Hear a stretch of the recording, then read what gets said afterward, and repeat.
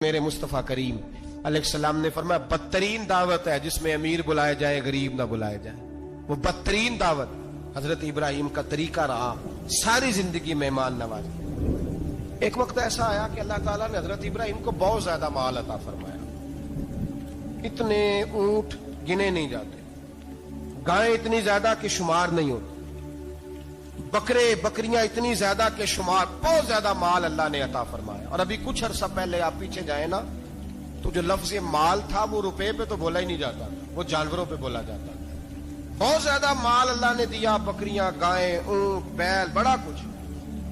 तो रब करीम ने फरिश्तों से फरमाया कि वत्तखज़ल्लाहु इब्राहीम खलीला, इब्राहिम मेरा दोस्त है। तो फरिश्ते कहने लगे या अल्लाह जिसे इतना कुछ दिया जाए उसने दोस्त तो बनना ही होता है, तो नवाजा ही पड़ा है, इतना माल, इतने खेत खलिहान, इतना कुछ। अल्लाह करीम ने फरमाया जाओ आजमाइश कर लो, इम्तिहान ले लो। फरिश्ता इम्तिहान लेने पहुंच गया। हजरत इब्राहिम के जानवर चर रहे हैं चरागाह में, हजरत इब्राहिम भी हैं, गुलाम भी हैं, बहुत बड़ा रेवड़ है।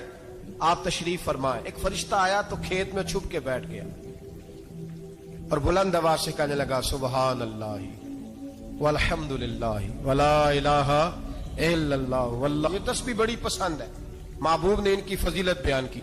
अब वो हजरत सैयदना इब्राहिम अलैहिस्सलाम खड़े थे तो वो खेत में बैठ के तस्बीह पढ़ने लगा सुबहान अल्लाह वल्हम्दुलिल्लाह वला इलाहा इल्लल्लाह।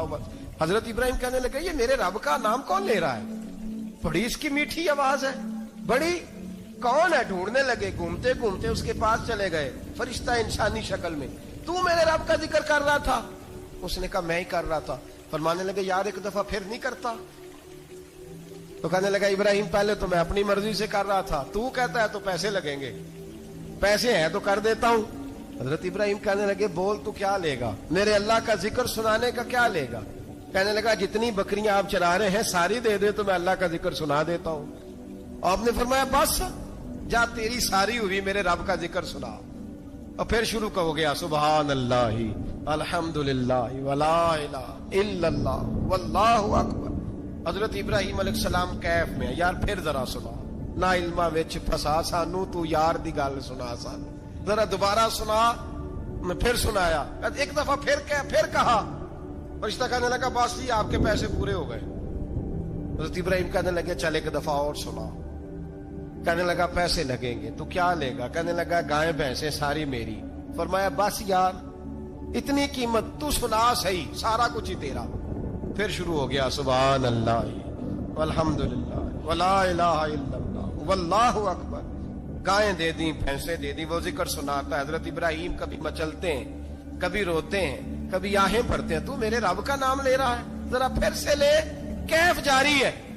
कहने लगा बस भाई। हजरत इब्राहिम फरमाने लगे तू और ले ले जो लेना है, मुझे जिक्र सुना। उसने कहा इब्राहिम बकरियां मैं ले चुका, गाय भैंसे मैं ले चुका, ऊंट रह गए, सारे ले लूंगा फिर जिक्र सुनाऊंगा। फरमाया जा तेरा हुआ तू जिक्र सुनाता रहे, मैं देता हूं। दे दिया, कुछ देर जिक्र किया तो अब खामोश हो गया। हजरत इब्राहिम खलीलुल्लाह अलैहिस्सलाम फरमाने लगे जिक्र सुना। कहने लगा इब्राहिम अब तेरे पास देने को क्या है, हर चीज तो मैं ले चुका। आप फरमाने लगे ये गाय भैंसे बकरियां चराने के लिए तुझे कोई नौकर मुलाजिम भी तो चाहिए ना, तो इस तरह कर मुझे रख ले, मैं रोटी नहीं मांगूंगा, खाना नहीं मांगूंगा, तो अल्लाह का जिक्र सुनाता रहना, मैं तेरे जानवरों की नौकरी करता रहूंगा।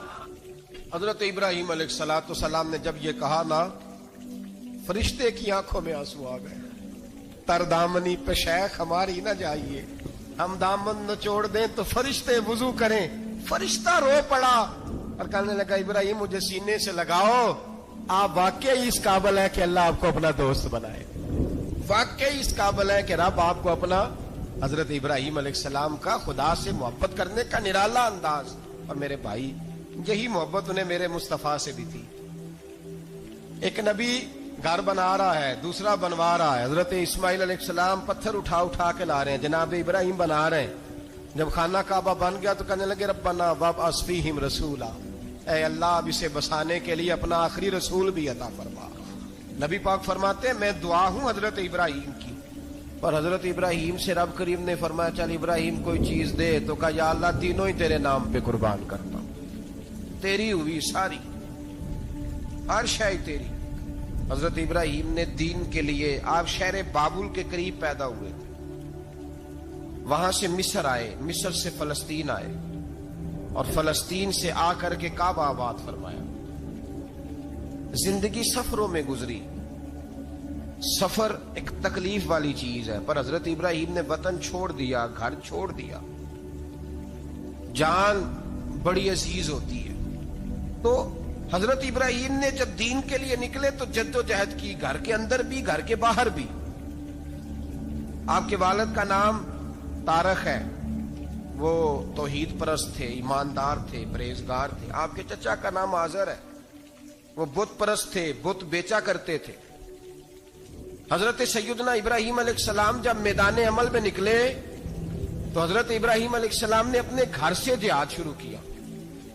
لڑنا پڑا، گھر کے اصولوں سے، چچا نے جو رواج بنائے ہوئے تھے اس رواج سے ٹکرائے۔ فرمایا میں اپنے گھر کے اندر یہ بت پرستی نہیں ہونے دیں گا۔ چچا کو ایک دفعہ نہیں، بار بار 100 دفعہ سمجھایا۔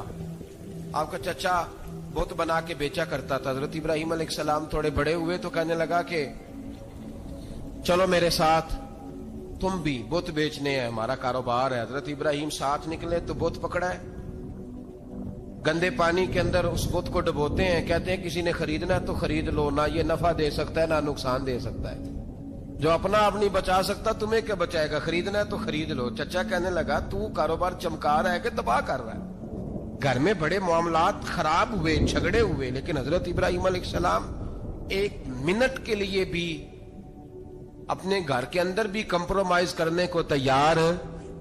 یہ تھوڑا مشکل میں نے پہلو چھیڑ دیا ہے، یہ تھوڑا مشکل پہلو چھیڑ دیا ہے۔ بڑا سمجھدار آدمی ہے پر بیوی سے پردہ نہیں کرا سکتا، سیانا ہے، پنچایت کا بندہ ہے، جو اس سے آپ کہیں گے وہ بات یہ سنائے گا، لیکن کہتا نہیں جی میں نے کوشش کر لی ہے۔ اس قسم کی کوشش ہے صاحب، یہ کیسے ہو گیا؟ حضرت ابراہیم علیہ السلام نے گھر کے اندر سے فرمایا نہیں کرنے دوں گا، گھر کے اندر بھی ٹکرائے، فرمایا تم جو بھی ہو پاش پاش کیا چچا کے اصولوں کو، اور باہر جب نکلے تو صرف علاقے کے چیئرمین سے نہیں ٹکرائے، ایم پی ایم این اے وزیر مشیر سے نہیں ٹکرائے، سپر پاور نمرود دنیا کا واحد حکمران تھا، اس وقت دوسرا کوئی حکمران ہی نہیں تھا،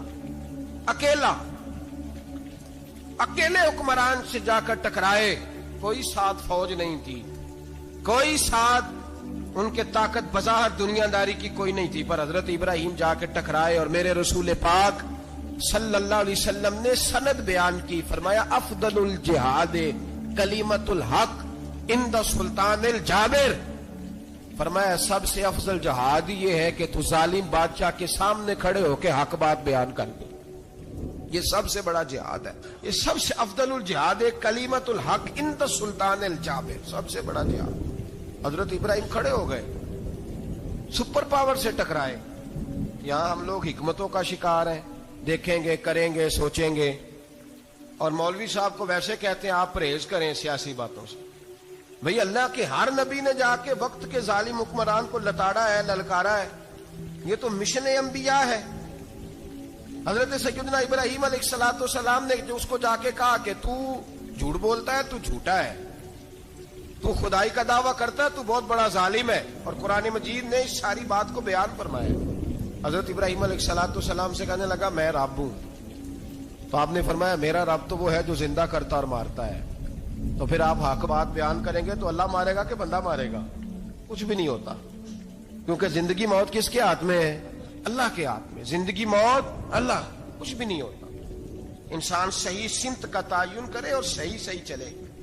حضرت علی شیر خدا سے کسی نے کہا تھا کہ آپ کے بڑی دشمنی ہے، کوئی محافظ رکھ لیں، آپ فرمانے لگے موت خود بہت بڑی محافظ ہے، وقت سے پہلے آتی ہی نہیں، بڑی محافظ ہے، وقت سے پہلے۔ علامہ نورانی رحمت اللہ تعالی علیہ کراچی جیسے شہر میں رہا کرتے تھے، جہاں گام گام پہ خطرہ تھا، لوگوں نے کہا حضرت اتنے بڑے لیڈر ہو، آپ کی جماعت کی 62 سیٹیں ہوئی قومی اسمبلی میں، ایک ایسا وقت بھی آیا تو کوئی ایک آدمی بندوق والا، آپ فرمانے لگے مجھے ضرورت ہی نہیں، اس لیے کہ جس خدا رسول کے لیے میں نکلا ہوں وہ خود ہی حفاظت کرنے والے ہیں، ضرورت نہیں ان چیزوں۔ تو بھائی حضرت ابراہیم ٹکرائے، اور آپ کا انداز کیا ہے؟ جا کے کہا کہ تو نہیں، خدا وہ ہے جو زندہ کرتا اور اس نے ایک بیوقوفوں جیسی دلیل دی. ایک آدمی کو کل پھانسی دینی تھی تو اس کو بلایا, کہنے لگا تجھے کب پھانسی ہے؟ اس نے کہا کل. کہنے لگا جا تجھے آزاد کیا, زندگی دی, اس کو چھٹی دے دی. ایک عام آدمی بیچارہ بیٹھا تھا, اس کو پکڑ کے نا کہنے لگا اس کی گردن اڑا دو.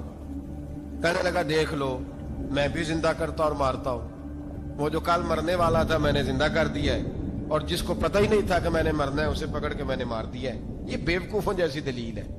حضرت سیدنا ابراہیم علیہ الصلوۃ والسلام چاہتے تو اسی وقت دلیل توڑ دیتے کہ تو کیا بیوقوفوں جیسی بات کر رہا ہے, اگر تو زندگی دیتا ہے تو مرے ہوئے میں جان ڈال کے دے جس کو تو نے مارا ہے. لیکن حضرت ابراہیم نے دیکھا کہ بیوقوف ہے, بیوقوفوں سے بحث نہیں ہوتی, دلیل بدل لی جاتی ہے, ان کی عقل کے مطابق بات کی جاتی ہے. حضرت ابراہیم فرمانے لگے میرا رب وہ ہے جو سورج مشرق سے نکالتا ہے اور مغرب میں غروب کرتا ہے. تو اگر رب ہے تو تو مغرب سے نکال کے مشرق میں غروب کر. فبہت الذی کفر, کافر لاجواب ہو گیا, اس کے پاس اس چیز کا کوئی جواب نہیں تھا. علامہ اسماعیل حقی نے خوبصورت فقرہ لکھا ہے, خوبصورت, جان ڈال دی ایک جملہ کہہ کے. حضرت سیدنا علامہ اسماعیل حقی رحمت اللہ علیہ فرمانے لگے چونکہ نمرود بیوقوفوں جیسی باتیں کر رہا تھا, اگر وہ یہ کہہ دیتا نا کہ میں سورج کو نکالتا ہوں مشرق سے, میں غروب کرتا ہوں معاذ اللہ مغرب میں میں نکالتا ہوں, تو آپ اپنے رب سے کہیے کہ وہ مغرب سے نکال کے مشرق میں غروب کرے. علامہ اسماعیل حقی فرماتے ہیں رب کریم کی آواز قدرت تھی, مالک حضرت ابراہیم علیہ الصلوۃ والسلام کے اس, اگر وہ کہہ دیتا اور حضرت ابراہیم دعا کر دیتے تو رب کریم نے فرشتوں کو تیار بٹھایا ہوا تھا. فرمایا اگر یہ کہہ دے میرے خلیل سے کہ سورج مغرب سے نکال کے مشرق میں غروب کرنا ہے تو تیار رہنا, جس طرح خلیل کہیں گے ویسے ہی کر دیں گے. واتخذ اللہ ابراہیم خلیلا, ابراہیم ہمارا دوست جو ہوا, جیسے کہے گا ویسے کر دیں گے. حضرت سیدنا ابراہیم علیہ السلام کی باتوں کا جب جواب نہ دے سکا, دلیل نہیں بندہ دیتا, پھر لڑائی کرتا ہے, پھر جھوٹے موٹے اعتراض کرتا ہے. دلیل ختم ہوتی ہے تو لوگ ذاتیات میں اترتے ہیں, کہتے ہیں یہ کھانستا صحیح نہیں, دیکھتا صحیح نہیں. دلیل ختم, اب ذاتیات پہ اترے, کہنے لگے مجھے پتا چلا ہے کہ یہ فلانی جگہ گیا تھا تو وہاں جا کے اس نے اس طرح کیا ہے. پھر لوگ ذاتیات پہ اترتے ہیں, جب دلیل کا جواب دلیل سے نہیں دے پاتے پھر ذاتیات پر اتر کر حملے کرتے ہیں. حضرت ابراہیم کے دلائل کا جواب نمرود نہ دے سکا تو کہنے لگا کہ اس کو آگ میں ڈال دو. قوم گئی ہوئی تھی ساری, آپ نے بات سنی ہوئی ہے, میں نے صرف اشارہ دینا ہے, میلے پہ حضرت سیدنا ابراہیم علیہ السلام نے سارے بت توڑ دیے, کلاڑا بڑے بت کی گردن پہ رکھا. واپس آئے, کہنے لگے بت کس نے توڑے ہیں؟ تو فرمایا اس سے پوچھ لو جس کی گردن پہ کلاڑا ہے. کہنے لگے یہ تو بول ہی نہیں سکتا. تو فرمانے لگے بڑے بیوقوف ہو جو بولتا ہی نہیں, سنتا ہی نہیں, اپنا آپ نہیں بچا سکتا, اس کی پوجا کرتے ہو. کہنے لگے پکڑو, دلیلیں ختم ہو گئی, اس کو آگ میں ڈالو. بہت بڑی حویلی 45 فٹ مربع پہ مشتمل ایک حویلی بنائی گئی اور 45 فٹ اونچی. مختلف روایات, علامہ اسماعیل حقی کہتے ہیں کہ 3 مہینے تک نمرود نے کہا کہ اس کے اندر لکڑیاں ڈالو. لوگ پوچھنے لگے کتنی دنیا جلانی ہے؟ کہنے لگا بندہ تو ایک جلانا ہے, پر بندہ بڑا تگڑا ہے, ایک بندہ. 3 مہینے لکڑیاں ڈالی گئیں. اور لوگوں کی جو تہمات ہوتی ہیں نا وہ بڑی عجیب ہوتی ہیں. تہمات میں نے بڑی تفصیل سے رمضان المبارک میں گفتگو کی تھی. بدشگونی, تہمات لوگ لیتے ہیں. اس وقت بھی لوگ تہمات کا شکار ہو گئے. عقیدہ بگڑ جاتا ہے تو وہ عجیب و غریب باتیں کرنے لگتا ہے. تہمات کا شکار ہو گئے. بیبیاں نظر مانتی, میں بیمار ہوں, اگر صحیح ہو گئی تو اتنے من لکڑی دوں گی حضرت ابراہیم کی آگ جلانے کے لیے. ایک عورت لے کے جا رہی ہے لکڑیاں. ایک نیک دل آدمی نے اسے پوچھا کہاں جا رہی ہو؟ کہنے لگی میں نے منت مانی تھی تو حضرت ابراہیم علیہ الصلوۃ والسلام کو معاذ اللہ جلانے کے لیے لکڑیاں لے کے جا رہی ہوں. تو وہ رب کریم کے بندے کہنے لگے تو ڈھونڈتی رہے گی, تجھے وہ جگہ ملے گی نہیں. وہ بی بی کئی مہینے گھومتی رہی, جگہ ہی نہیں ملی جہاں لکڑیاں ڈالنی, ماری گئی. تہمات کا شکار ہوئے بہت سارے لوگ. تہمات کا بھائی, تہمات دین کے اندر منع ہے. تہمات دین میں کوئی نظر ماننا, کوئی کسی بزرگ کے مزار پہ جا کے سالے ثواب کے لیے کوئی چیز ماننا, یہ تو درست ہوا. لیکن غیر شرعی نظریں مان لینا کہ میں آگ کے گرد چکر لگاؤں گا، میں جناب وہاں جا کے یہ والا تماشا کروں گا، میں دھاگا باندھوں گا، میں رسا کاٹوں گا، میں وہاں گندے ہوں سے پانی پیوں گا، ان کی شریعت اجازت؟ یہ توہمات ہیں، بدشگونی ہے، دین میں ان کی کوئی گنجائش؟ آپ نظر ماننے سے پہلے بھی کسی عالم سے رابطہ کریں کہ میں منت مانگنے لگا ہوں تو کیسے ماننی چاہیے کا طریقہ پوچھیں، ایسے ہی غلط چیز کی منت تھوڑی مان لی جائے گی۔ بہرحال آمدام برسرے مطلب حضرت ابراہیم کے لیے آگ جلائی گئی، 45 فٹ اونچی آگ ہے، پرندہ بھی اوپر سے گزرتا ہے تو نیچے گر جاتا ہے جل کے، اتنے دن لگا کے آگ جلائی گئی۔ اب حضرت ابراہیم کو جلایا جانے لگا ہے۔ یہاں تو موجیں ہے نا، جو کسی ادارے کا سربراہ ہے اس کے لیے موج ہے، کسی جگہ آفیسر بن گیا تو موج ہے، پیر صاحب کے لیے موج ہے، علامہ صاحب کے لیے موج ہے، خطیب صاحب کے لیے موج ہے۔ جلنا کس کو پڑتا ہے؟ وہ علی کوئی نہیں رہا اللہ ماشاءاللہ، وہ لوگ گزر گئے جو تکلیفیں سہ کے کام کرتے تھے، گزر گیا زمانہ۔ حضرت سیدنا ابراہیم علیہ السلام کو جلایا جانے لگا ہے تو اب اتنی بڑی آگ ہے تو ڈالیں کیسے؟ شیطان نے تجویز دی کہ منجنیق بناؤ، منجنیق، بڑے بڑے بانس باندھ کے ان کے نیچے رسا باندھو۔ وہ جس طرح جھولنے کے لیے جھولا بنایا جاتا ہے، اس طرح ایک منجنیق پرانے زمانے میں اس میں پتھر رکھ کے پھینکے جاتے تھے دشمنوں پہ، وہ منجنیق بنائی گئی کہ دور سے حضرت ابراہیم کو پھینکیں گے۔ ہاتھ حضرت ابراہیم کے باندھ دیے، پاؤں مبارک باندھ دیے، پوری زمین پہ ایک نام لینے والا خدا کا، اور اس کو آج رسیوں میں جکڑا ہوا ہے۔ جب پھینکا جانے لگا نا آگ میں تو حوریں رونے لگی، فرشتے تڑپنے لگے، اے اللہ یہ کیا ہونے لگا ہے؟ ایک تیرا خلیل اور وہ بھی آگ میں۔ فرمایا جاؤ جا کے اس سے کہو اگر تمہاری مدد لیتا ہے تو اسے بچاؤ۔ ہوا کا فرشتہ آیا، کہا ابراہیم اگر تو کہے، او بھائی ان چیزوں کو کہانی سمجھ کے نہ سنا کریں، یہ داستان نہیں، یہ وہ طریقے ہیں جو ہمارے رسول نے ہمیں اپنانے کا حکم ارشاد فرمایا ہے، جو عقیدے، یہ وہ نظریات ہیں جو ہمیں اوڑھنے کو کہا گیا، اپنے رب کریم کی رضا پہ راضی رہنے کے یہ وہ خوبصورت مواقع ہیں صوفیاء نے جن کو بنا کر سمجھا کر ہم تک پہنچایا ہے۔ یہ ہے اہل طریقت کی باتیں، وہ کہتے ہیں یار جس حال میں رکھے راضی رہنا ہے۔ حضرت ابراہیم علیہ السلام کو پھینکا جا رہا ہے، فرشتہ آیا، اے اللہ کے خلیل اگر حکم دو تو اتنی ہوا چلاؤں کہ نمرودی جل جائیں سارے، آگ ان پہ پھینک دی جائے۔ آپ نے فرمایا تو جا، تجھ سے مجھے کوئی کام نہیں۔ تھوڑی دیر کے بعد پانی کا فرشتہ آیا، کہا حضور اتنی بارش برساؤں گا کہ آگ بجھ جائے گی۔ فرمایا تو جا، تجھ سے کوئی کام نہیں۔ اب جب منجنیق میں رکھ دیے گئے، آگ میں جانے کا لمحہ ہے، تیاری ہے، حضرت جبریل امین حاضر خدمت ہوئے، کہا ابراہیم کوئی حاجت؟ فرمایا تجھ سے کوئی نہیں۔ کہا چلو مجھ سے نہیں تو رب کریم سے ہی بات کر لو، مجھے پتا ہے میں چھوٹا ہوں، آپ مجھ سے مدد کیوں لوگے، رب کریم سے ہی بات کر لیں۔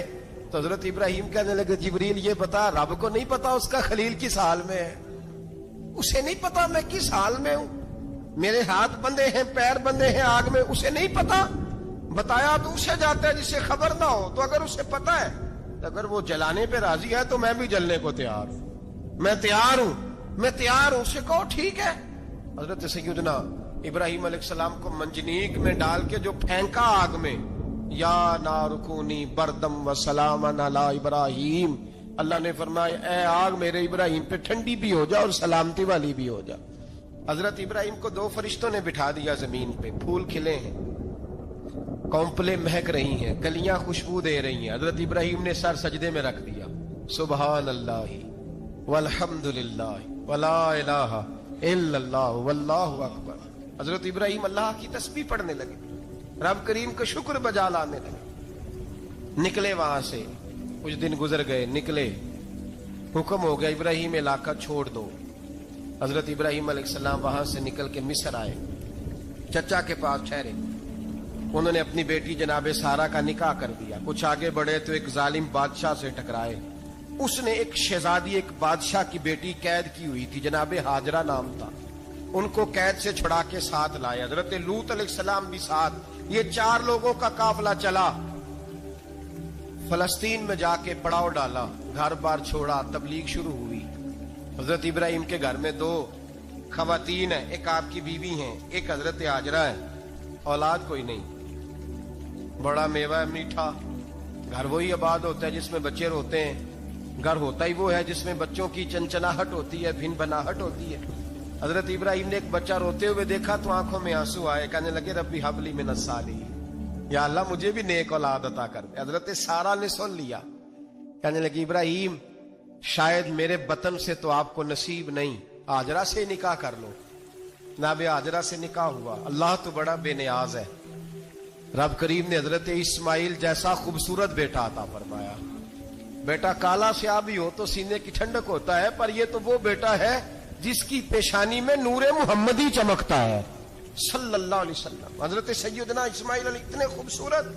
अब जिस बीवी के यहाँ बेटा था, बैठना उठना भी ज्यादा उसके पास, आना जाना भी उसके पास, तवज्जो उधर हो गई। जनाबे सारा रश्क करने लगी। एक दिन कहने लगी इसे छोड़ आ जंगल में, बाद ये गैर ज़ीज़र मक्के के पास। भाई एक बेटा आलमे दीन बना लो। कहने लगा रोटी कहां से खाएगा? तेरे 5 बेटे हैं, को हाफिज़े कुरान बना, कहते रोटी कहां से खाएगा? वो बच्चा भी कहता है मैं कहां से खाऊंगा।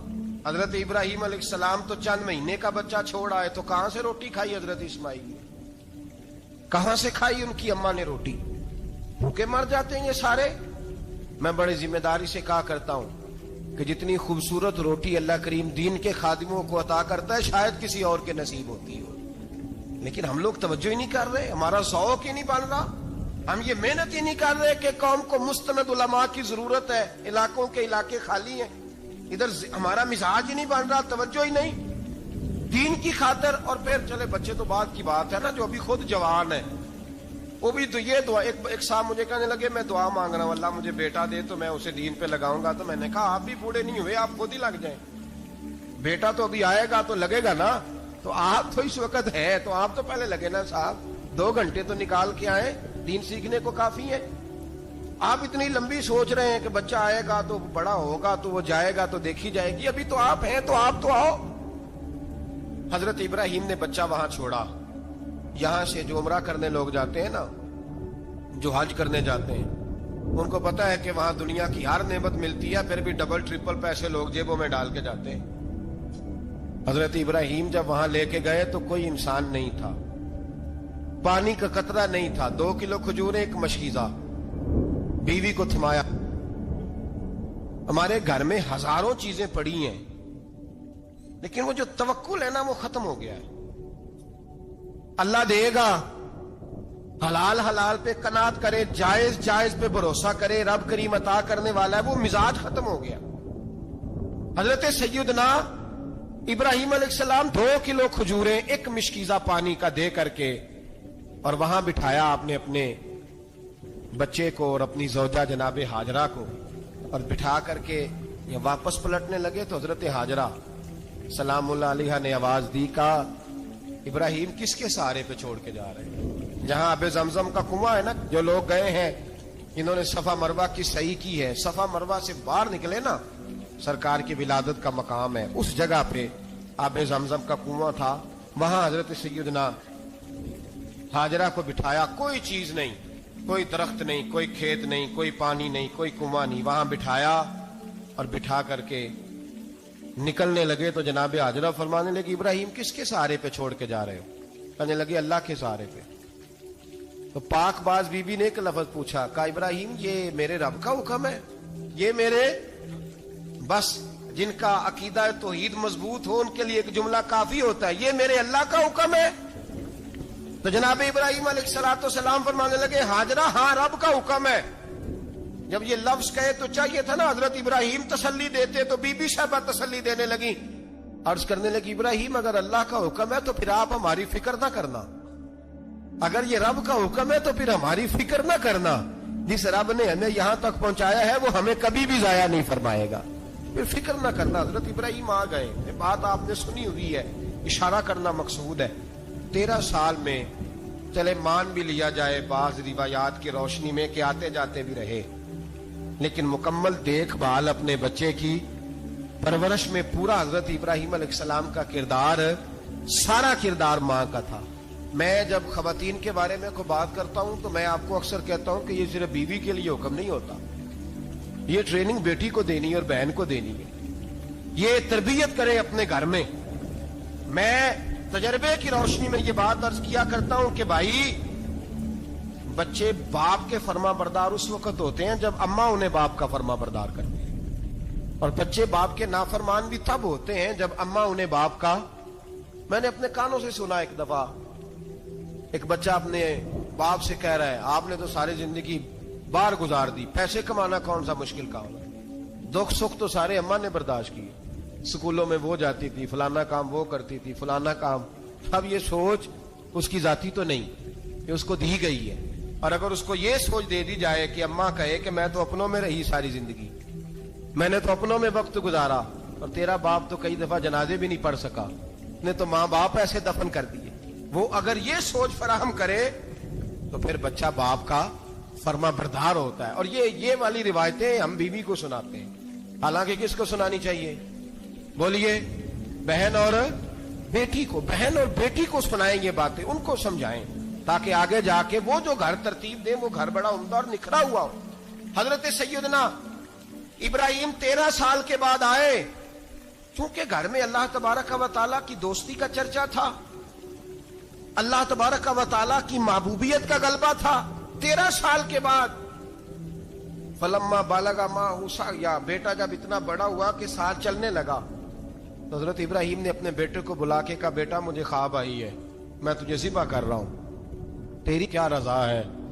حضرت اسماعیل کہنے لگے یا ابت افعل ما تؤمر، ابا جی اللہ جیسے حکم دیتا ہے میرے ساتھ ویسے ہی کریں، جیسے اللہ حکم دیتا ہے ویسے ہی، بولیے ویسے ہی کریں.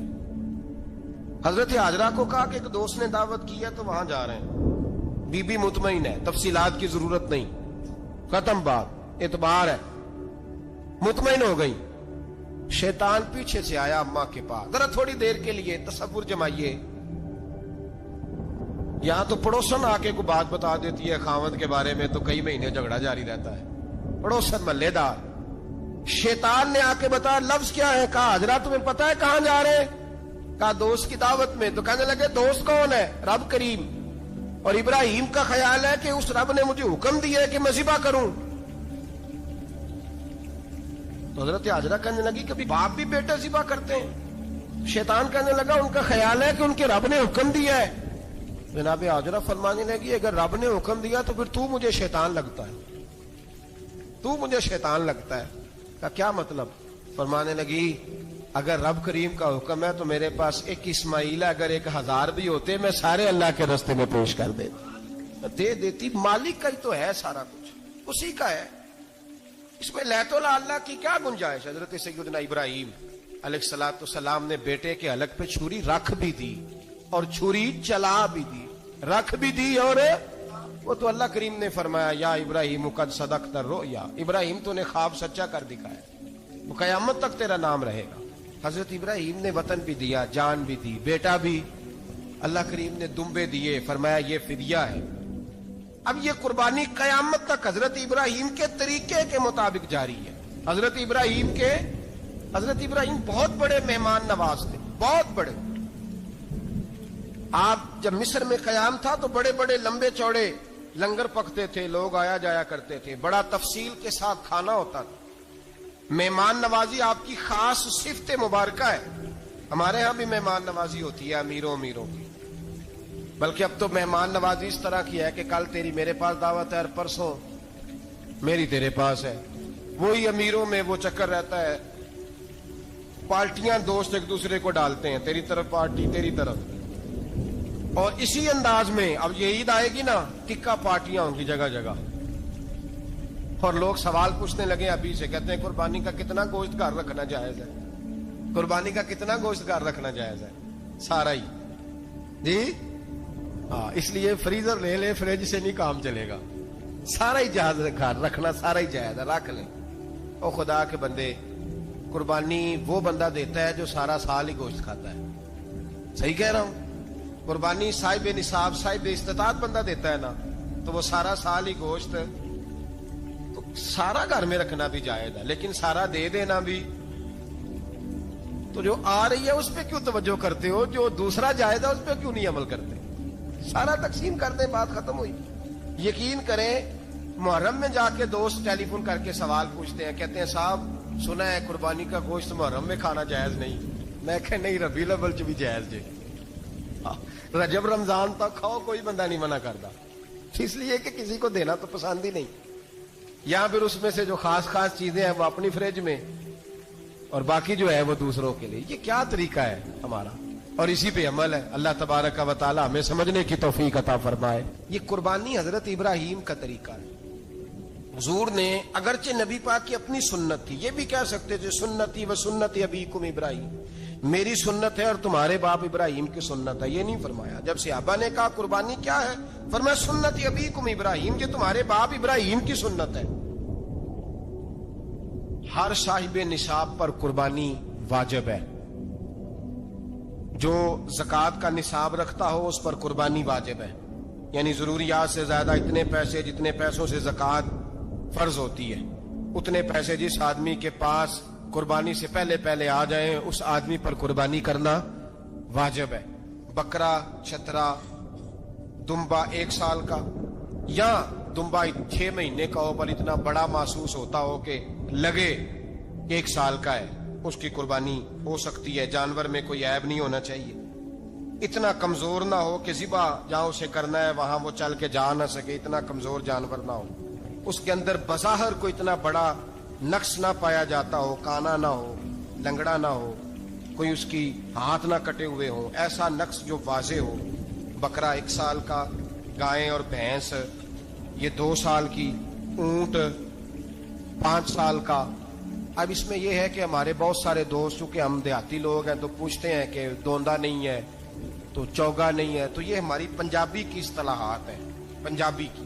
شریعت اسلامیہ نے سال بتائے ہیں, یہ تو ہم نے اپنی آسانی کے لیے, یا دیہاتوں میں جو ماحول تھا اس طرح کا جانور لیں, خوبصورت جانور لیں. جو نصاب ہے وہ بھی میں نے آپ کو بتایا. لیکن ایک اور پہلو بھی ہے, نبی پاک صلی اللہ علیہ وسلم پہ زکوٰۃ کبھی فرض نہیں ہوئی, کبھی حضور پہ زکوٰۃ فرض نہیں ہوئی. نبی پاک صلی اللہ علیہ وسلم کے پاس اتنا سرمایہ کبھی اکٹھا ہوا ہی نہیں کہ زکوٰۃ فرض ہو. لیکن نبی پاک کے صحابہ فرماتے ہیں کہ مدینے کے 10 سالوں میں اللہ کے رسول نے ہر سال قربانی فرمائی ہے, ہر سال قربانی دی. اور جس سال حضور حج کرنے گئے اس سال اللہ کے نبی نے 63 اونٹ ذبح فرمائے. اور حضور صلی اللہ علیہ وسلم جب اونٹ ذبح کرنے لگتے نا تو صحابہ کہتے ہیں اونٹ خود دوڑ کے حضور کے سامنے آ کے لیٹ جاتا, اور نبی پاک اسے ذبح کرتے اور فرماتے ہیں ایک دوسرے کو دھکے دیتے اونٹ کے, پہلے میں نے جانا ہے ذبح ہونے کے لیے, پہلے میں نے, انہیں پتا تھا کہ جو مصطفیٰ کے ہاتھوں ذبح ہوگا وہ تو دائمی زندگی پا جائے گا, یہاں بھی وہاں بھی زندہ. 63 اونٹ ذبح کیے. ایک اونٹ میں کتنی قربانیاں ہوتی ہیں؟ 7. اب 63 کو 7 سے ضرب دو گے تو کتنی بنے گی؟ اور پھر نبی پاک صلی اللہ علیہ وسلم نے 10 سال مدینہ منورہ میں قربانی دی, ہر سال. اب وہ 63 اونٹ, ایک اونٹ میں 7 قربانیاں, ہر سال یہاں قربانی. اور مولا علی شیر خدا فرماتے ہیں نبی پاک 2 قربانیاں دیتے. میں نے کہا حضور 2 جانور ذبح کر رہے ہیں آپ, تو حضور نے فرمایا ایک میری طرف سے, ایک میری امت کی طرف سے, غریبوں کی طرف سے. اور حضرت علی کو حضور نے وصیت فرمائی تو 2 دیا کرے گا. یا رسول اللہ صلی اللہ علیہ وسلم میں غلام ہوں, خادم ہوں. حضور نے فرمایا علی ایک تو نے اپنی دینی ہے, ایک میری طرف سے دینی ہے. 2 قربانیاں. مولا علی نے بھی ساری زندگی 2 قربانیاں دی. حضرت علی بھی مال کے نصاب نہیں تھے, اپنا مکان ہی نہیں تھا, کوئی کاروبار نہیں تھا, کئی دن فاقے رہتے تھے, پر قربانیاں کتنی دیتے تھے؟ 2. ہمارے پاس ویسے اگر سسرال میں, میکے میں, کزنوں میں کچھ شادی ہو جائے تو 50-60 ہزار کا خرچہ برابر ہے, وہ پکا ہے. اور قربانی کی باری غریب ہو گئے, سارے غریب ہو گئے, کہتے نہیں یہاں مشکل ہے. اور خدا کے بندے اللہ کے ساتھ تجارت کر, اس کے رستے میں 1 دے گا, رب تجھے 70 گنا اضافہ کے ساتھ عطا فرمائے گا. قربانی مال کے نصاب پہ ہے. کوشش کیا کریں کہ اللہ کے رستے میں جب دینا ہو پھر لیت اللہ سے بچیں, خوبصورت جانور لائیں. جن کو اللہ نے توفیق دی ہے ان کے لیے نصیحت ہے, جن کو اللہ نے توفیق دی. میں نے اپنے حضرت صاحب کو دیکھا ہے, وہ کہتے تھے کئی جانور اللہ نے بڑا نوازا ہے. کہتے ایک میرا ہے, ایک میرے ماں کا, ایک میرے باپ کا ہے, ایک میرے فلاں استاد صاحب کا, ایک میرے پیر صاحب کا ہے. یہ جانور غوث اعظم جیلانی کا نام کا دے رہا ہوں. اور پھر ایک بڑا خوبصورت جانور بندہ ہوتا اور حضرت خود ان کو چارہ ڈال رہے ہوتے. تو حضور یہ کیا ہے؟ فرمانے لگے یہ میں رسول اللہ کے نام پہ قربان کروں. یہ نبی پاک کے نام پر قربان کیا جائے گا. جن کو اللہ نے حیثیت دی ہے وہ کوشش کریں اپنے محبوب کی طرف سے بھی قربانی کریں. نبی پاک کے نام کی قربانی دے, خوبصورت سا جانور پیارا, پھر اس کی خدمت ہو, پھر اس کی قربانی دی جائے اور نبی پاک کے نام پر قربانی دی جائے. حضور نے خود وصیت فرمائی حضرت ابو بکر صدیق کو, قربانی بڑا حسین عمل ہے. اور میرے نبی پاک صلی اللہ علیہ وسلم نے ناراضگی بھی فرمائی, ذرا خوگر حمد سے تھوڑا سا گلا بھی سن لے. میرے حبیب نے فرمایا جو طاقت کے باوجود قربانی نہ کرے وہ ہماری عیدگاہ میں عید کی نماز پڑھنے نہ آئے, وہ نہ آئے. اور یا رسول اللہ جو کرے گا, فرمایا قربانی کے جانور کا خون کا قطرہ بعد میں زمین پہ گرے گا, اللہ اس کے سارے گناہ پہلے معاف فرما دے گا, اللہ اس کے سارے گناہوں کو بخشے گا. قربانی کریں, خوبصورت انداز میں کریں, اللہ کی رضا کے لیے. بزرگوں نے لکھا ہے 3 حصے کرو گوشت کے, ایک گھر میں رکھو, ایک رشتہ داروں میں بانٹو, پڑوسیوں میں بانٹو, اور تیسرا فقط غریبوں کو دو. لیکن میں اکثر یہ سوچتا ہوں کہ ہمارے ہاں قربانی کرتا ہی وہ ہے جن کے گھر میں ہر جمعرات کو چھوٹا گوشت پکتا ہے, اور جن کے گھر میں ہفتے میں 3 دفعہ مرغی کا گوشت پکتا ہے, وہی تو قربانی دینے کے قابل ہوتے ہیں. تو وہ بھی اگر قربانی کے بکرے میں سے بھی تیسرا رکھنا چاہیں تو اجازت تو ہے, میں نے کہا سارا رکھنے کی بھی اجازت ہے. لیکن اگر آپ مہربانی کریں, کوشش کریں کہ یار ہم تو سارا سال ہی کھاتے ہیں, اور ہمارے یہاں جو گوشت تقسیم ہوتا ہے نا وہ بھی باری لگی ہوئی ہے, ادھر سے پلیٹ آئی تھی گوشت کی تو ادھر سے بھر کے چلی گئی. بھئی اس نے کی ہے, اس کو بار بار گوشت دینے کا کیا مطلب ہے؟ آپ یہ دیکھیں عزیزوں میں, رشتہ داروں میں, اور میں اگر تھوڑا سا آپ کی توجہ کرانے میں کامیاب ہو جاؤں تو سفید پوش لوگوں کو دیکھیں. کچھ سفید پوش ہیں, سفید پوش جن کے اوپر قرضے ہیں, بیماریوں نے جکڑ لیا ہے, گھر میں بڑے بڑے سخت مریض آ گئے ہیں. سفید پوش پہلے دیا کرتے تھے, آپ ان سے پوچھتے ہیں صاحب قربانی, تو بات کو ٹالتے ہیں. وہ کہتے ہیں سوچ رہا ہوں کوئی حصہ ڈال جائے. پردہ پوشی کرتے ہیں, کہتے ہیں کہیں حصہ رکھا ہوا, پردہ پوش. اکثر وہ لوگ قربانی نہیں دے پاتے, اکثر دیا کرتے تھے اب نہیں دے پا رہے. کیوں؟ اس لیے کہ مشکلات ایسی آ گئیں. ان لوگوں کا خیال کریں, ان کے گھروں تک گوشت پہنچا کے آئیں.